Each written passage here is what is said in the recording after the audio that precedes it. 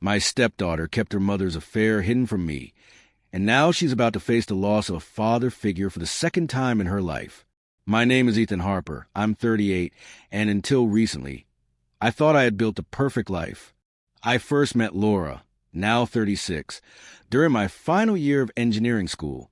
She was already a single mother, raising her 2-year-old daughter, Sophie, after a rough start in life. Sophie's biological father, Laura's high school boyfriend, had vanished the moment he learned she was pregnant. When Laura told me about Sophie, I'll admit, the thought of walking away crossed my mind. But her tearful pleading, along with promises to always be honest, persuaded me to stay. In time, Sophie became part of my heart. She would curl up beside me during movie nights, calling me Daddy long before she could even write the word. By 2018, Laura and I were married. 2 years later, I legally adopted Sophie, making our bond official.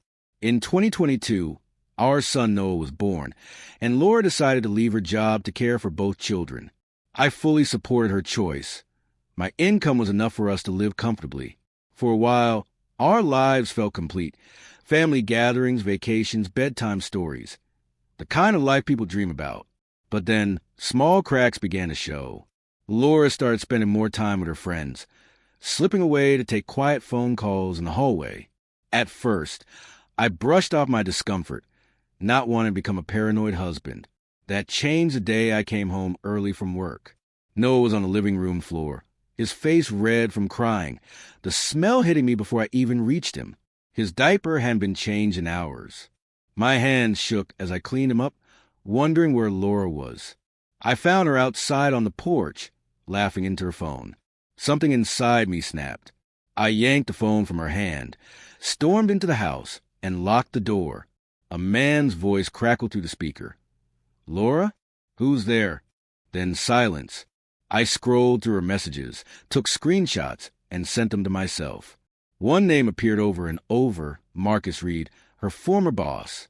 When I finally let Laura back inside, she slapped me, not hard enough to hurt, but enough to show her defiance. Moments later, the tears came, along with predictable apologies of someone caught in the act. I sat her at the kitchen table and demanded full honesty, telling her anything less would be the end of us.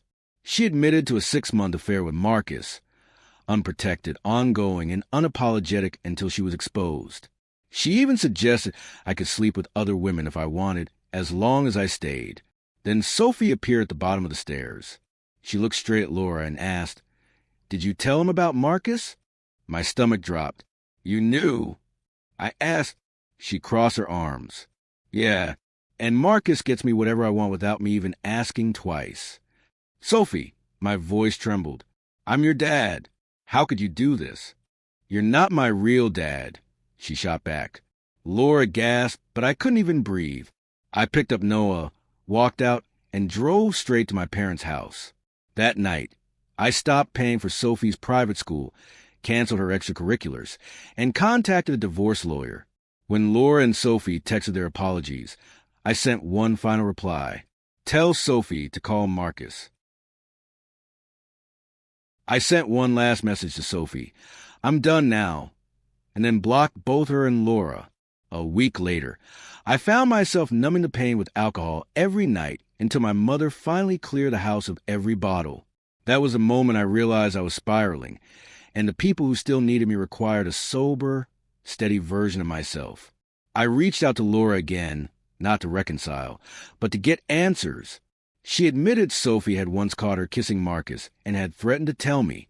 To keep her quiet, Marcus began spoiling Sophie with gifts. Then Laura dropped another blow.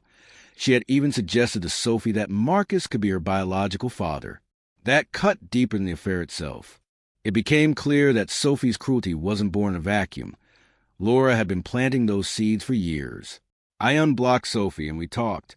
She cried, telling me Laura had finally confessed everything and that she had cut ties with her mother.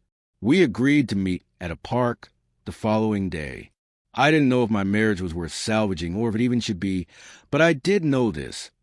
After 12 years of being her father, Sophie deserved at least one honest conversation. The betrayal had left scars, but I wasn't sure it was enough to erase the bond we once shared. For the moment, I focused on Noah, on staying sober, and on bracing myself for whatever was coming next.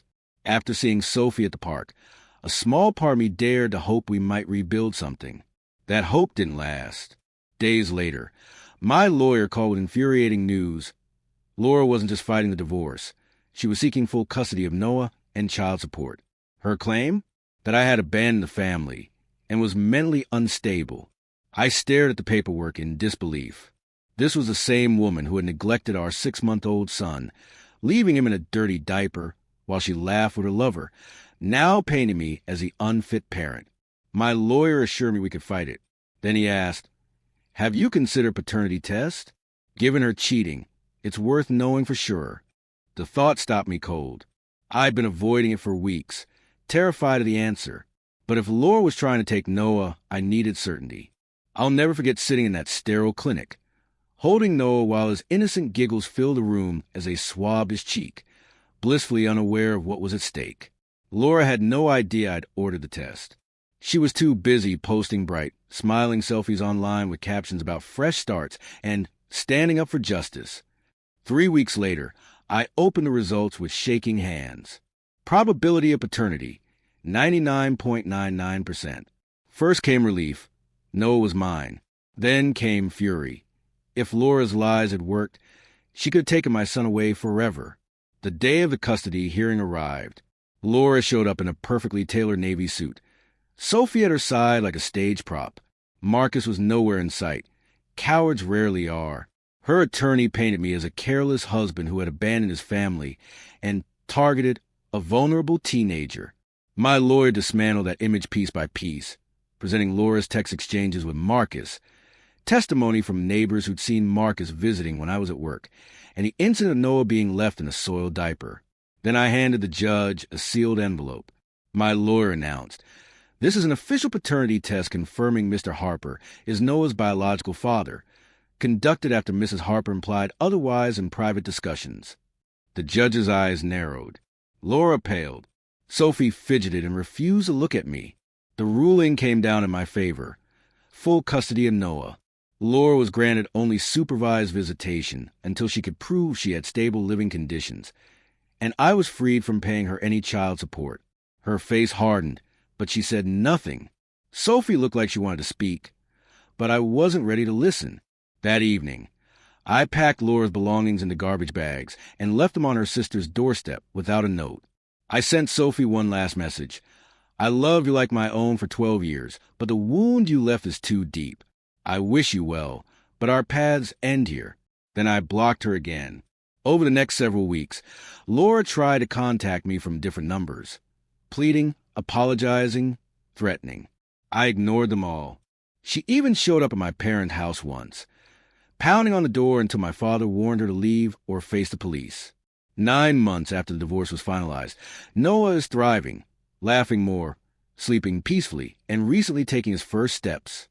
I haven't touched a drop of alcohol since that dark week. Sometimes, in the quiet hours, I think about Sophie. I wonder if she'll grow up to understand the truth, or if she'll always see me through Laura's lies. But that's no longer my burden to carry. Laura and Sophie are part of my past. For the first time in years, my home feels peaceful.